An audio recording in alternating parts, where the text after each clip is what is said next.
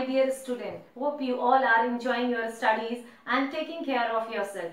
Today we are going to start our new chapter, chapter 4 in history, that is the Central Islamic Land. So after completing the chapter 3rd, where we read about the biggest empire which was spread across the different regions and the world, that was Roman Empire. In Roman Empire, we saw how far it extended and what kind of development took place, and later on how it was declined. So after declination of that Roman Empire, we saw that next phase come, that was the spread of Islamic region. Now let us see how this Islamic region was spread. As we have seen in Roman Empire, it was spread across the 3 continents. One was Asia, then Europe, and then Africa. In the same way, this Islamic region was highly spread across the world. Gradually, they have spread their regions in different places. Let us see from this map scale how far they were extended. Towards the east, if we talk about, they covered some area of Afghanistan and Baghdad and some region of peninsular Arabia, covering towards the Egypt and Syria. Then some part of the Mesopotamian region was also covered by them. So these were the area where they extended. Now very important is here that Makkah and Medina, these two holy places, we need to remember that they are the place where once in a year they used to do, Islamic people used to do a Hajj Yatra, that is their pilgrimage time period when they used to visit to these places. After understanding the location of Islamic region, now the curiosity comes that who was that person who might have established the Islamic religion at first in that land. And then another curiosity comes that what type of lifestyle these people might be living and what type of ritual and belief these people might have. So to understand all these things, we need to take the sources, and these sources are very important to understand each and every ancient empire, we can say. So sources are only the evidence to understand any culture, any society, or we can say any big empire. So let us see what are those sources. The sources basically were divided into 3 categories of Islamic land. So first comes semi-historical records. Then comes documents. And third one is travelogue. So from these sources we can come to know about the Islamic region. Under semi-historical source, there are again 3 sources which are very important to understand about the Islamic land. Number 1 was biography. Biography of various rulers, empires, emperors, we can understand from that also, from their life about the Islamic land. And next comes the comments in Quran.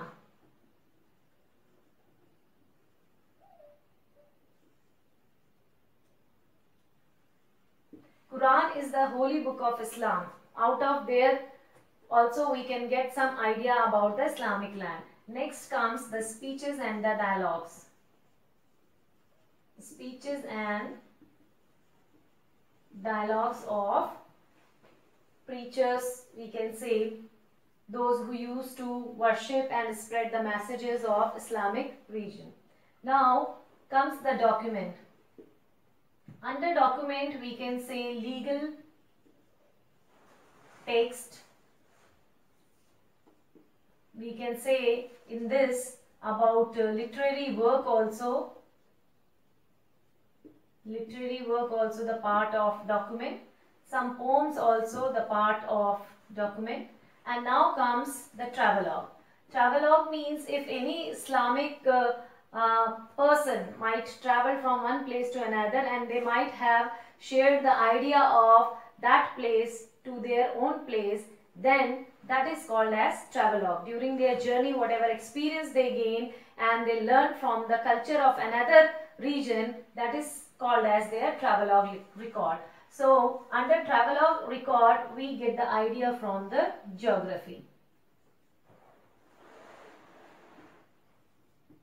So these were the three very important sources from which we come to know about the Islamic land.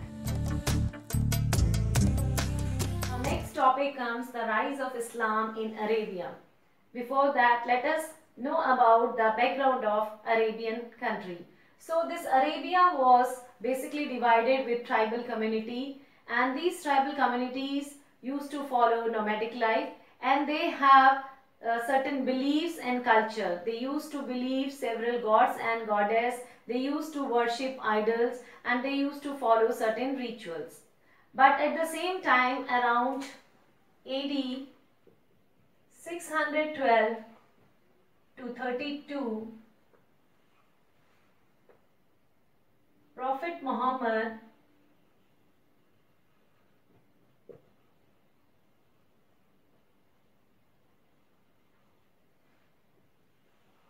preached about single God, that is Allah.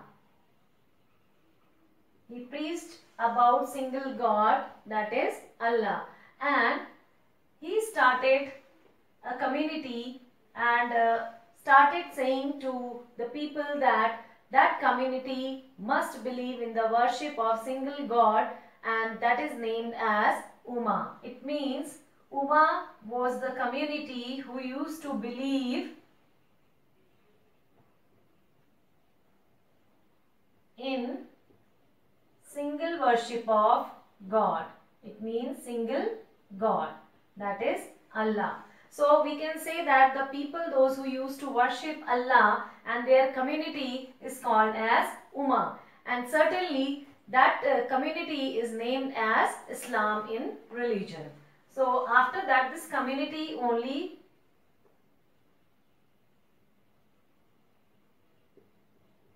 titled as Islam or Islamic.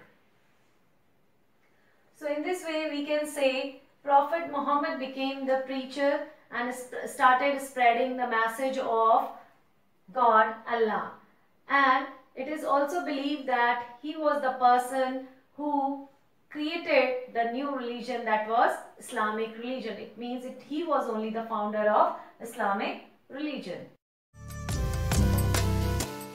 See a slight introduction about Prophet Muhammad. So Prophet Muhammad was an Arab by language and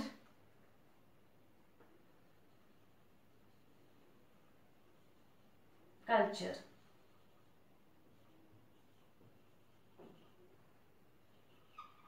So this was the slight introduction about Prophet Muhammad. Now next, if we talk about the profession, by profession Prophet Muhammad was a merchant.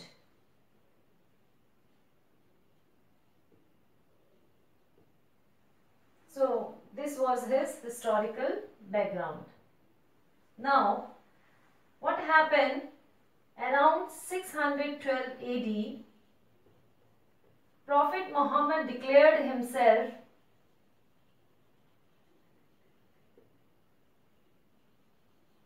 as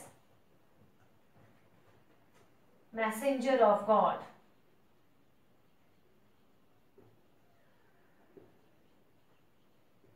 And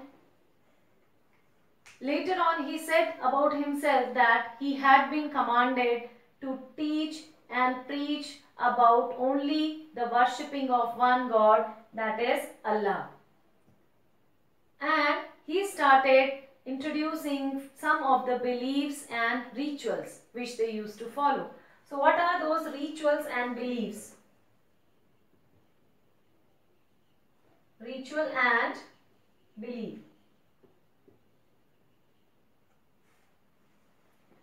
So the ritual which they used to follow is daily prayer,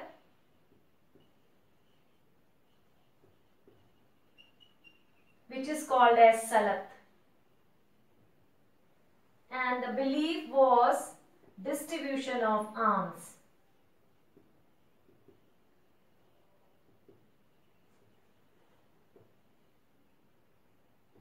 whatever material or treasure they used to get from robbery, it is being told them to distribute to the needy people. That was a kind of moral value which they have involved in their belief and ritual. So these were the things about the Prophet Muhammad, how he started preaching Islam, what type of things he introduced in his belief. In AD 622, Muhammad was forced to migrate with his followers to Medina. Muhammad's journey from Makkah, Hijra, was a turning point in the history of Islam, with the year of his arrival in Medina marking the beginning of the Muslim calendar. Let's do knowledge checkup. The Salat is the daily prayer of the Muslim, the term for the Islamic law, the term for the chapter of Quran, or the term for the Ramzan fast. Second question is Hijra, the immigration of the early Muslim community from Makkah to Medina, the annual pilgrimage to Makkah, the written report of the Muhammad lived his life, or the term for the Islamic law. Answer all these questions in the comment section. Thank you for watching.